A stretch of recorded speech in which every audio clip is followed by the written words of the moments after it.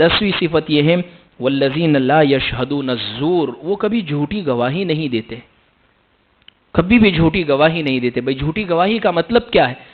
ایک تو یہ ہوتی ہے جھوٹی گواہی کہ عدالت کے اندر کسی کیس کے اندر ہمیں کھڑا کیا اور اس میں کسی کے کیس میں ہمیں گواہی دینے کے لیے بلایا تو ہم گواہی غلط دے دے ہوئے، یہ تو ہے۔ باقی جھوٹی گواہی دنیا میں بہت ساری جگہوں کے اوپر فٹ ہوتی ہے، جیسا اب یہ الیکشن کا زمانہ گجرات میں ہمارے شروع ہونے والا ہے، ہمیں معلوم ہے کہ فلاں امیدوار اور فلاں شخص یہ اس پد کے اس استھان کے لائق نہیں ہے، لیکن ایک ہمدردی کی وجہ سے، ایک محبت کی وجہ سے، پیسوں کی وجہ سے، یا اسی طریقے سے تعلقات کی وجہ سے، رشتہ داری کی وجہ سے ہم اس کا سپورٹ دے رہے ہیں، یہ ہے جھوٹی گواہی اس کے حق میں کہ وہ اس کے لائق نہیں ہے، اس کے باوجود اس کے حق کے اندر ہم یہ فیصلہ کر رہے ہیں کہ اس کے حق کے اندر ہم ووٹ کر رہے ہیں۔ تو رحمان کے بندوں کی یہ 10ویں صفت یہ ہے والذین لا یشہدون الزور، کہ وہ کبھی بھی جھوٹی گواہی نہیں۔ جھوٹی گواہی بہت ساری چیزوں میں ہوتی ہے، بہت ساری جگہوں میں نے بہت تفصیلی طور پر تفسیر میں ذکر کیا ہے۔ کونوا قوامین للہ شہداء بالقسط، کہ گواہ ووٹ کس کو دے؟ تو اللہ فرماتے ہیں قرآن مجید کے اندر درست طریقے پر دو۔ میرا رشتہ دار، میرا تعلق والا، میرا برادری والا، میرا پڑوسی، مجھ سے نسبت رکھنے والا، میرا کام کرنے والا، حالانکہ وہ لائق نہیں ہے لیکن صرف رشتہ داری کی وجہ سے دے رہا ہوں۔ قرآن مجید نے یہاں یہ بات ارشاد فرمائی کونوا قوامین للہ شہداء بالقسط، جس کو ہم پسند کر رہے ہیں اس کے حق میں ہم گواہی دے رہے ہیں کہ ہم اس کو اپنا نمائندہ چن رہے ہیں، لہذا کس کو چنے؟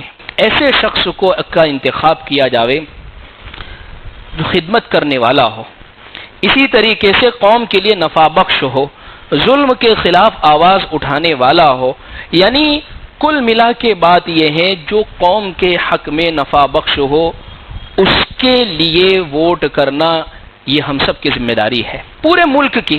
پورے ملک میں جس جگہ پر بھی انتخابات ہو، پورے ملک میں جہاں پر بھی انتخابات، سب کی شرعی طور پر یہ ذمہ داری بنتی ہے کہ ایسے شخص کو پسند کیا جاوے جو شخص صحیح معنی میں ان صفات کا حامل ہو۔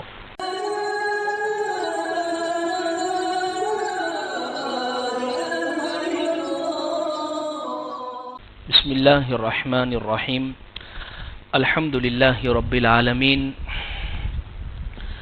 والصلاة والسلام على سید الانبیاء والمرسلین محمد وآلہ وصحبہ اجمعین، اما بعد فاعوذ باللہ من الشیطان الرجیم، بسم اللہ الرحمن الرحیم، والذین لا یشہدون الزور وإذا مروا باللغو مروا کرامہ۔ صدق اللہ العظیم۔ وقال النبی صلی اللہ علیہ وسلم الا اخبرکم باکبر کبائر، قال الاشراک باللہ وعقوق الوالدین وشہادت الزور، او کما قال علیہ الصلاۃ والتسلیم۔ عزیز بزرگوں، قرآن مجید کی ایک آیت میں نے پڑھی ہے، یہ 19ویں پارے کے چوتھے رکوع کی آیت ہے۔ اس رکوع کا نام ہے عباد الرحمن والا رکوع، یعنی رحمان کے جو خاص بندے ہیں، خاص بندے، ان میں کیا صفات ہوتی ہے، ان میں کیا اچھائیاں پائی جاتی ہے۔ 13 صفات ان میں پائی جاتی ہے تو وہ رحمان کے بندے ہیں۔ اس میں سے ایک صفت کو میں نے ابھی بیان کیا ہے، اور وہ صفت کیا ہے؟ وہ یہ ہے کہ رحمان کے خاص بندے ایسے ہیں لا یشہدون الزور، وہ لوگ جھوٹی گواہی نہیں دیتے ہیں۔ یہ رحمان کے بندوں کی صفت ہے۔ گواہی جب دینے کی نوبت آتی ہے تو بالکل صحیح، حق کے موافق اور جو درست ہے اس کے مطابق وہ گواہی دیتے ہیں۔ بھئی کب ضرورت پڑتی ہے گواہی کی؟ مثال کے طور پر عدالت میں آپ کو طلب کیا گیا، بلایا گیا کسی مسئلے کے اندر، یا اسی طریقے سے کسی پنچایت کے کسی مسئلے میں، یا دو فریق کے درمیان میں کسی مسئلے میں آپ کو طلب کیا گیا، اور اس میں آپ گواہ کی حیثیت رکھتے ہیں، آپ کو پورا معاملہ معلوم ہے، آپ کی درست گواہی دینے کے اوپر پورا معاملہ آسانی کے ساتھ حل ہو سکتا ہے۔ اب ایسی شکل کے اندر اگر یہ شخص صحیح گواہی دیتا ہے تو اللہ فرماتے ہیں قرآن میں، یہ ہمارے خاص بندوں میں سے ہے، اس لیے کہ انہوں نے گواہی جو دی ہے وہ ٹھیک ٹھیک دے دی ہے، وہ درست انہوں نے گواہی دے دی ہے، اپنی گواہی کو جھوٹ اور غلط بیانی کے ساتھ بیان نہیں کیا ہے۔ ہوتا ہے نا بعض مرتبہ بہت سارے ایسے معاملات ہوتے ہیں، آپس کے مسائل ہوتے ہیں۔ اچھا، اس میں ایک بات بڑی یہ ہوتی ہے، عام طور پر گواہوں کے ساتھ کیا ہوتا ہے معاملہ کہ گواہ کے سامنے ایک پوری نوعیت ہوا کرتی ہے۔ بہت کم ایسے لوگ ہیں جو گواہی میں سامنے آتے ہیں، بلکہ زیادہ تر یہی ہوتا ہے کہ خواہ مخواہ کے لیے ہمارا ٹائم برباد، وقت برباد، اور اسی طریقے سے ہمیں پریشان کیا جائے گا بار بار۔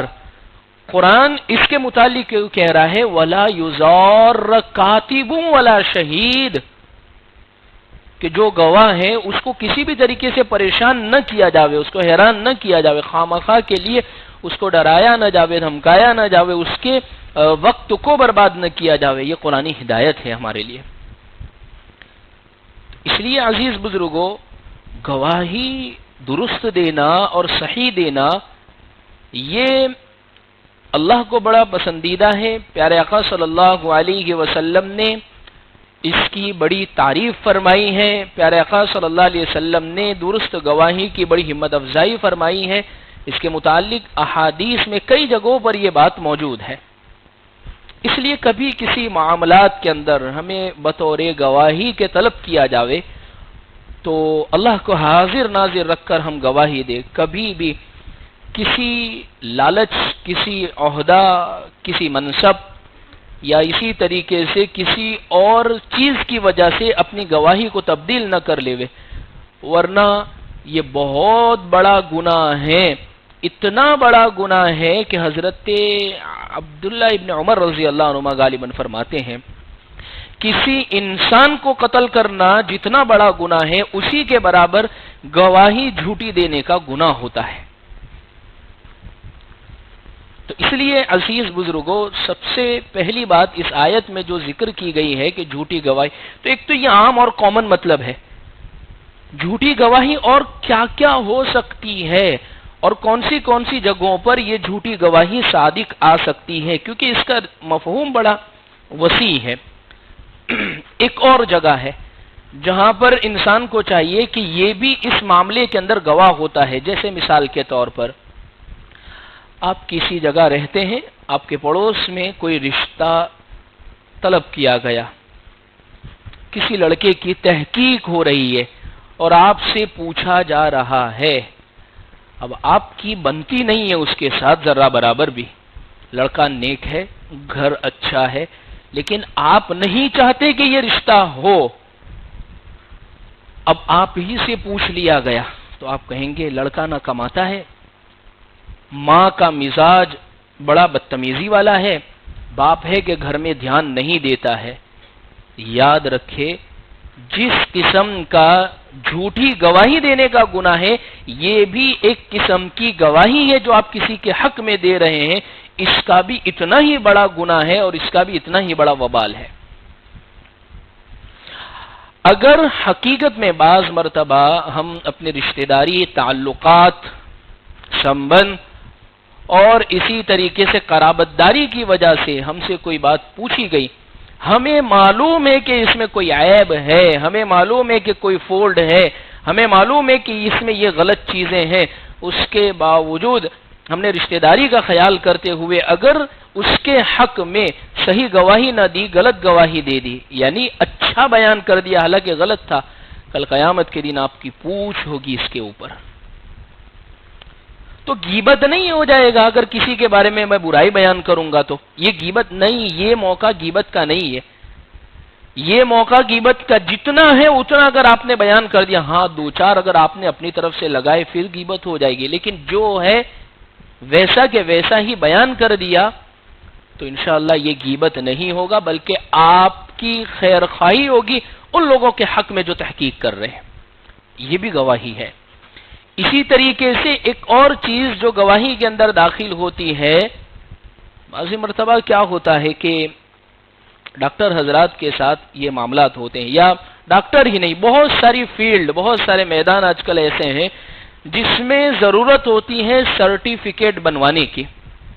اگر کسی شخص نے کسی کا کیریکٹر سرٹیفکیٹ، اخلاقی سرٹیفکیٹ، یا وہ شخص بیمار نہیں ہے لیکن اب اس کو اپنی فیکٹری کے اندر وہ لیو ایپلیکیشن جو ہیلتھ ایشو کی وجہ سے اس نے رکھا ہے، اب اس کو جمع کروانا ہے کسی ڈاکٹر کو، غلط بیانی کر کے، یا ڈاکٹر کو کہا کہ آپ میرے حق میں یہ لکھ دیجئے ورنہ مجھے بڑی پریشانی ہوگی، اور ڈاکٹر نے یہ لکھ دیا حالانکہ یہ جھوٹ تھا.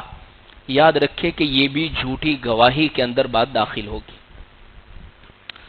تو الغرض عزیز بزرگوں، گواہی کا بہت ہی اونچا مفہوم ہے. اسی طریقے سے سفارش، بعض مرتبہ کیا ہوتا ہے کہ کوئی شخص کوئی جاب کی تلاش میں ہوتا ہے، کوئی کام کی تلاش میں ہوتا ہے، کسی کو کسی چیز کی ضرورت ہوا کرتی ہے اور ہمارے پاس ایسا کوئی مناسب بندہ ہوتا ہے اور ہماری سفارش کرنے کی وجہ سے اس کا کام ہو سکتا ہے، اور سامنے والے کو اس بندے کی، اس انسان کی ضرورت بھی ہے.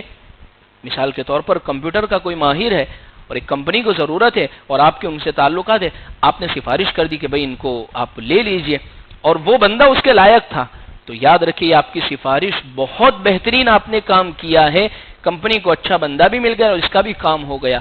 لیکن آپ کا رشتہ دار ہے، اس کے اندر کسی قسم کا ہنر نہیں ہے، وہ جانتا نہیں ہے، لیکن صرف رشتہ داری کی وجہ سے آپ نے سفارش کر دی.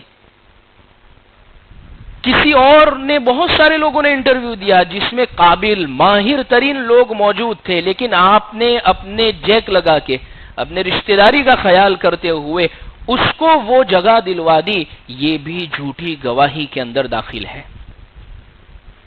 تو الغرض عزیز بزرگوں، یہ قرآن مجید نے یہ جو بات کہی ہے، والذین لا یشہدون الزور، رحمان کے خاص بندے وہ ہیں کہ جو جھوٹی گواہی نہیں دیتے ہیں، اس میں یہ ساری شکلیں داخل ہو جائے گی.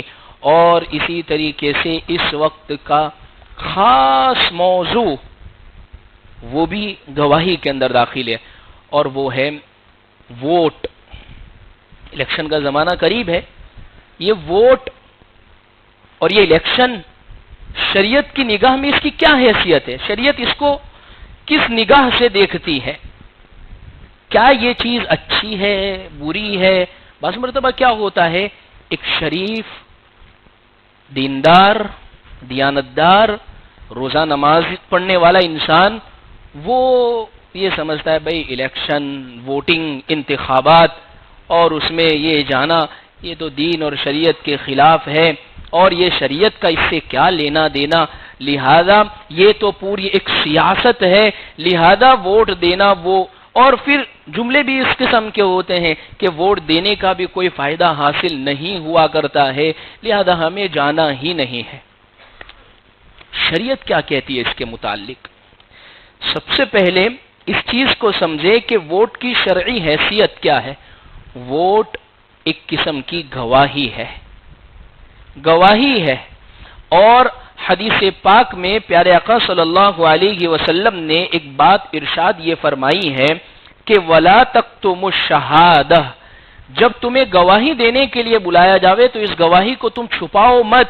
ووٹ یہ کسی کے حق میں گواہی ہے، اگر آپ نے نہیں دی اور آپ نے کسی کے حق میں بٹن نہیں دبایا تو آپ اس گواہی کو چھپانے والے ہیں. اور یاد رکھے گواہی کو چھپانا یہ جائز نہیں ہے شریعت کی نگاہ میں. معلوم اس سے یہ بات ہوتی ہے، حضرت مفتی تقی عثمانی صاحب نے یہ بات لکھی ہے، بڑے بڑے اکابرین نے، حضرت مولانا خالد سیف اللہ رحمانی صاحب نے، فقیہ العصر ہے جو اس وقت، انہوں نے یہ بات لکھی ہے، اگر کسی نے ووٹ نہیں دیا تو وہ شخص گنہگار ہوگا۔ کس کو دیں؟ سارے کے سارے بڑے مسائل کھڑے ہیں سب کے ساتھ، فلاں ہے، یہ ہے، وہ ہے۔ پیارے آقا صلی اللہ علیہ وسلم کی ایک حدیث ذہن میں رکھیے، حضور صلی اللہ علیہ وسلم نے ایک بات ارشاد فرمائی، اذا ابتلیت ببلیتین اختر فقد اختر اہونہما، جب تمہیں کوئی دو مصیبتوں میں آزمایا جاوے، یعنی آپ کے سامنے دو راستے ہیں اور دونوں کے دونوں غلط ہے، تو اس میں سے حضور نے یہ فرمایا، اور دونوں میں سے کسی کو اختیار کرنا ہے، تو حضور نے فرمایا اس میں سے جو کم درجے کا ہو اس کو پسند کر لو، جس میں کم درجے کا گناہ ہو، جس میں کم درجے کی خرابی ہو، اس کو پسند کر لو۔ مسئلہ ہی حل ہو گیا ہے۔ معلوم اس سے یہ بات ہوتی ہے کسی بھی طریقے پر یہ ضروری ہے، ورنہ اگر اپنے رشتہ داری کی وجہ سے، تعلقات کی وجہ سے، برادری کی وجہ سے، یا اسی طریقے سے سمبند کی وجہ سے، صرف اس وجہ سے کسی کے حق میں ووٹ آپ نے کر دیا حالانکہ وہ اس کے مناسب نہیں تھا، تو یہ جھوٹی گواہی ہے۔ اور ایک حدیث میں آپ کو سناؤں، ایک مرتبہ پیارے آقا صلی اللہ علیہ وسلم ایسے ٹیکا لگا کر بیٹھے ہوئے تھے تکیے پر، اور حضور نے ایک حدیث جو میں نے ابھی خطبے میں پڑھی وہ حدیث بیان فرمائی، اور حضور نے فرمایا الا اخبرکم باکبر الکبائر، کبیرہ گناہ بتاؤں میں آپ لوگوں کو کہ کون کون سے گناہ کبیرہ ہے، یعنی بڑے بڑے گناہ ہیں؟ تو حضور نے فرمایا الاشراک باللہ، سب سے پہلے فرمایا شرک کرنا، یہ سب سے کبیرہ گناہوں میں سے بہت بڑا گناہ ہے، یہ بہت بڑا کبیرہ گناہ ہے۔ پھر دوسرے نمبر پر فرمایا وعقوق الوالدین، ماں باپ کی نافرمانی کرنا۔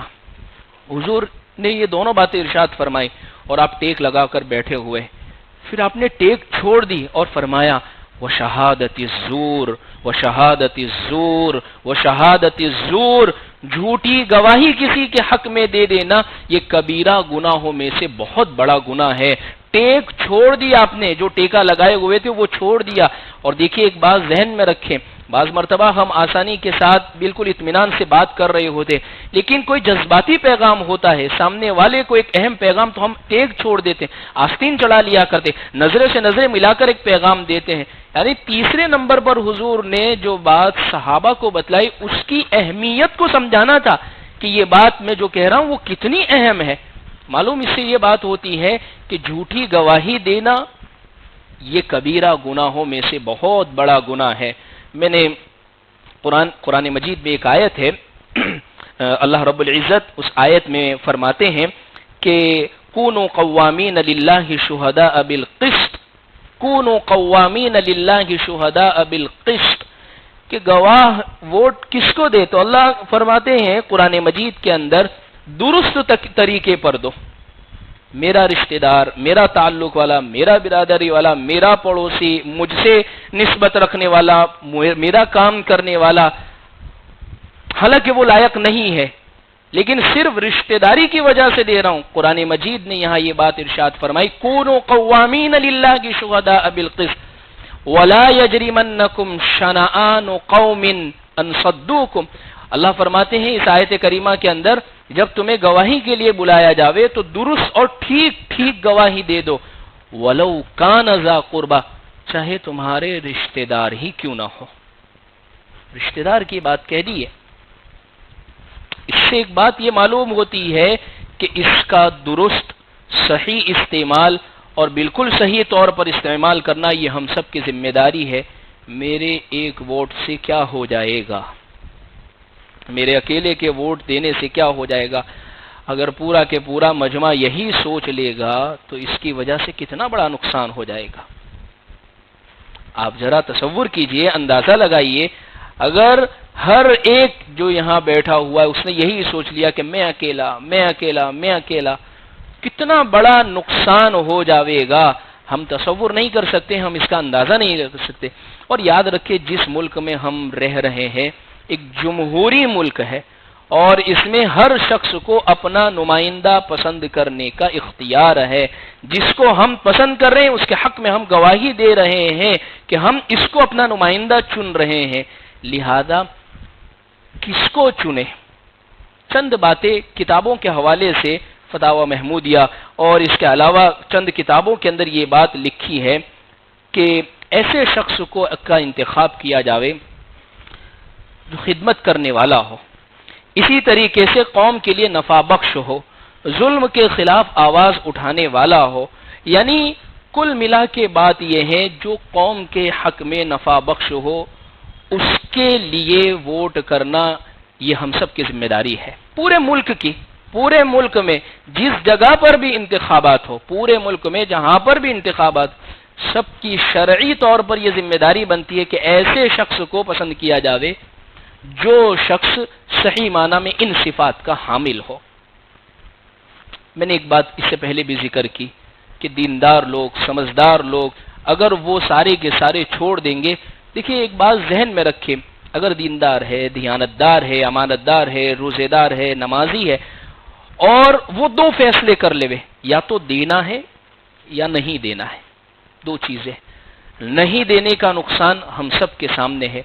دینے کا فائدہ انشاءاللہ یہ ہوگا کہ اگر آپ اس میں شریک ہوتے ہیں تو اس کا فائدہ یہ ہوگا کہ اگر برائی 100% ہے، نیکوں کے اچھوں کے شریک ہونے کی وجہ سے وہ برائی 99% یعنی کم از کم 1% تک تو کم ہونے کا امکان ہے. ورنہ اگر یہ شور کرتے رہیں، چور ہے، ڈاکو ہے، گنڈے ہیں، موالی ہے، اوباش قسم کے لوگ اس میں آ رہے ہیں اور شریک ہو رہے ہیں وغیرہ وغیرہ، تو پھر یہ دیانتدار، امانتدار، قوم کے ہمدرد ان لوگوں نے اپنے آپ کو پس پشت ڈال دیا ہے. لہذا دیکھیے ایک بات یہ بھی ذہن میں رکھیں، ہم کسی کی تائید ہیں، ہر شخص، جمہوری ملک ہے، فیصلہ کر سکتا ہے. اللہ نے اسی لیے 18 سال میں ہی رکھا ہے اس کو. بالغ ہونے کی پوری مکمل عمر، سمجھ بوجھ کی عمر، رشتہ کرنے کی عمر، نکاح کرنے کی عمر، ڈرائیونگ کا لائسنس ملنے کی عمر، گاڑی چلانے کی عمر، یعنی اس میں انسان مکمل مرد اور انسان بن جاتا ہے. اپنے نفع نقصان کو وہ سمجھ سکتا ہے. کسی کی تائید مقصود ہرگز ہرگز نہیں ہے، کسی کی تائید مقصود. ہر شخص اپنے طور پر اپنے نفع نقصان کو سمجھ سکتا ہے کہ اگر فلاں شخص قوم کے حق میں بہتر ہے تو اس کے حق میں انتخابات کیا جائے. تو میں اس پر بات ذکر کر رہا ہوں. اللہ رب العزت نے رحمان کے بندوں کی جو صفات بیان فرمائی ہے اس میں ایک اہم صفت یہ ہے والذین لا یشہدون الزور، وہ کبھی بھی کسی بھی قسم کی گواہی کے اندر وہ جھوٹی گواہی سے کام نہیں لیتے ہیں. خلاصۃ الکلام اس پوری بات کا جو میں نے آخری جو چند جزئیے پیش کیے یہی ہے کہ شریعت کی نگاہ میں ووٹ ایک قسم کی گواہی ہے. ہم جس کے حق میں دے رہے ہیں اس کو نمائندہ بنا رہے ہیں. لہذا اگر غلط استعمال کیا، اللہ کے یہاں پر پکڑ ہے. درست اپنے طور پر، ذہنی طور پر سوچ کر صحیح استعمال کیا، انشاءاللہ یہ بہترین ہوگا آپ کے حق میں. تو الغرض عزیز بزرگوں، جھوٹی گواہی سے اپنے آپ کو ہر فیلڈ میں، ہر میدان میں، ہر جگہ کے اوپر اپنے آپ کو بچانا ہے.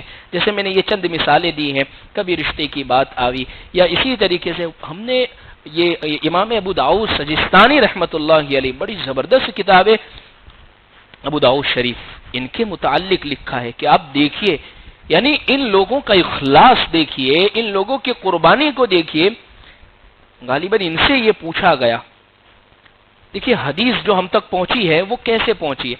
ہم یوں جو کہتے ہیں قال النبی صلی اللہ علیہ وسلم کہ نبی صلی اللہ علیہ وسلم نے یہ بات ارشاد فرمائی، تو ہم نے تو نہیں سنی ہے لیکن ہم تک پہنچی ہے. تو وہ کیسے پہنچی ہے؟ امام بخاری رحمۃ اللہ علیہ، امام ابو داؤد رحمۃ اللہ، انہوں نے اپنی کتاب کے اندر صحیح سند کے ساتھ اس کو جمع کر لیا، کتاب کی شکل اس کو دے دی. تو وہ کتاب اس زمانے سے لے کر تقریباً 2 یا 3 صدی ہجری کے اندر چلیے کتاب چھپ چکی ہے، اور وہ کتاب صحیح حوالوں کے ساتھ منتقل ہوتے ہوتے اس 14ویں صدی ہجری تک چل رہی ہے. لیکن انہوں نے بھی تو ڈائریکٹ نبی صلی اللہ علیہ وسلم سے نہیں سنا تھا اس حدیث کو. امام ابو داؤد اور پیارے آقا صلی اللہ علیہ وسلم کے درمیان میں 3-4 واسطے ہیں، یعنی وہ بھی کسی تابعی سے سنا ہوگا یا تبع تابعین سے، یا اور ان کے اوپر والوں نے صحابی سے سنا ہوگا، اور وہ صحابی نے نبی صلی اللہ علیہ وسلم سے سنا. ٹھیک، تو اس طریقے پر پوری حدیث کو جوڑا گیا ہے. جیسے امام ابو داؤد کسی کے پاس گئے، بھئی آپ یہ حدیث بیان کرتے؟ کہا ہاں میں یہ حدیث بیان کرتا ہوں. آپ نے اس حدیث کو کس سے سنا ہے؟ تو انہوں نے فرمایا میں نے اس حدیث کو فلاں تابعی سے سنا ہے.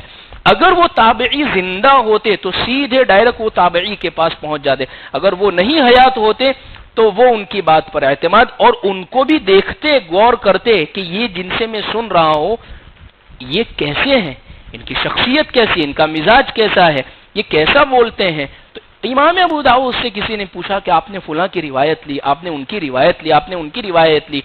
ان سے یا تو ان کے بھائی یا ان کے والد کے بارے میں پوچھا گیا، آپ نے اپنی کتاب کے اندر ان کی روایت نہیں لائی، ان سے کوئی حدیث نہیں نقل کی کہ میرے والد نے یا میرے بھائی نے یہ فرمایا اور انہوں نے فلاں تابعی سے سنا. کیا بات کہی ہے! وَلَوْ كَانَ ذَا قُرْبَىٰ کہ یہ لوگ مصداق تھے، رشتہ دار ہی کیوں نہ ہو، لیکن جب گواہی امت تک پہنچانی ہے تو بالکل صحیح صحیح پہنچائی. انہوں نے فرمایا میں نے اپنے والد یا بھائی ان کو گھر میں جھوٹ بولتے ہوئے دیکھا ہے کہ انہوں نے جھوٹ بولا ہے، میں نہیں بھروسہ کر سکتا.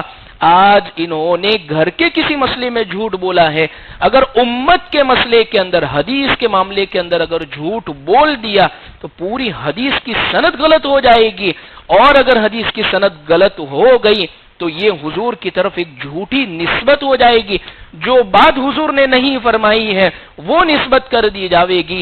لہذا اس وجہ سے میں نے ان کی حدیث لی ہی نہیں ہے. آپ تصور کیجئے کہ کتنا زبردست. اسی لیے اللہ کے نبی صلی اللہ علیہ وسلم نے یہ حدیث کے معاملے کے اندر یہ بات ارشاد فرمائی کہ جس نے جان بوجھ کر میرے اوپر جھوٹا الزام لگایا. آج کل ہوتا ہے نا، واٹس ایپ پر کافی چلتی ہے. ابھی دیکھیے یہ ربیع الثانی ختم ہونے کے قریب ہے، جمادی الاولیٰ، جمادی الاخری، رجب جیسے کہ داخل ہوگا پھر خوشخبریاں شروع ہو جائے گی. 60 دن باقی ہے رمضان کے آنے کے، پھر شعبان آئے گا، 30 دن باقی ہے رمضان کے آنے کے، اور پھر نیچے حدیث نہیں ہے، من گھڑت بات، جھوٹی بات ہے، وہ لکھی ہوئی آتی ہے. جس نے سب سے پہلے رمضان کی خوشخبری کسی کو پہنچائی اس کو یہ انعام ملے گا. ایسی کوئی حدیث ہے ہی نہیں. ادھر سے ادھر باتیں فارورڈ کر دینا، ایک کلک، یہ ایک کلک جو ہمارا ہے، اگر ہم کسی عالم کو، کسی مفتی کو، کسی شخص کو بھیج رہے ہیں جو اوتھینٹک ہے تو ان کو نیچے ہم تحقیق کے لیے بھیج رہے، ورنہ ایک گروپ میں فارورڈ کر دیا آپ نے بات. مثال کے طور پر یہی بات آپ نے کسی گروپ میں، رمضان جب آتا ہے تو رمضان آنے سے پہلے وہ ایمانی جذبات گرما گرم ہونا شروع ہو جاتے ہیں، پھر میسج بھی یہی چلتے. تو اس گرما گرمی کے جوش کے اندر آپ نے یہ میسج بھی کر دیا کہ جس نے رمضان کے، اب آپ کو نہیں معلوم یہ حدیث ہے یا نہیں ہے، آپ نے بس آپ نے بھیج دی کہ حضور نے ایسا فرمایا اور کسی نے اعتماد کر لیا. یاد رکھے آپ بہت بڑے گنہگار ہیں. حضور نے فرمایا جو بات میں نے نہیں کہی اور میری نسبت اس کے کسی نے میری طرف کر دی، فَلْيَتَبَوَّأْ مَقْعَدَهُ مِنَ النَّارِ، اس کو چاہیے کہ اپنی سیٹ جہنم میں بک کروا لے. علامہ انور شاہ کشمیری رحمت اللہ علیہ اس حدیث کا ترجمہ یہ فرماتے تھے، اس کو چاہیے کہ جہنم میں اپنی سیٹ کو بک کر لے وے، اس لیے کہ ایک بات حضور نے بیان ہی نہیں فرمایا اور اس کی نسبت یہ حضور کی طرف کر رہا ہے. تو الغرض عزیز بزرگوں، اللہ رب العزت سے دعا ہے اللہ ہمیں ان باتوں پر صحیح معنی میں عمل کی توفیق عطا فرمائے. وآخر دعوانا ان الحمد للہ رب العالمین.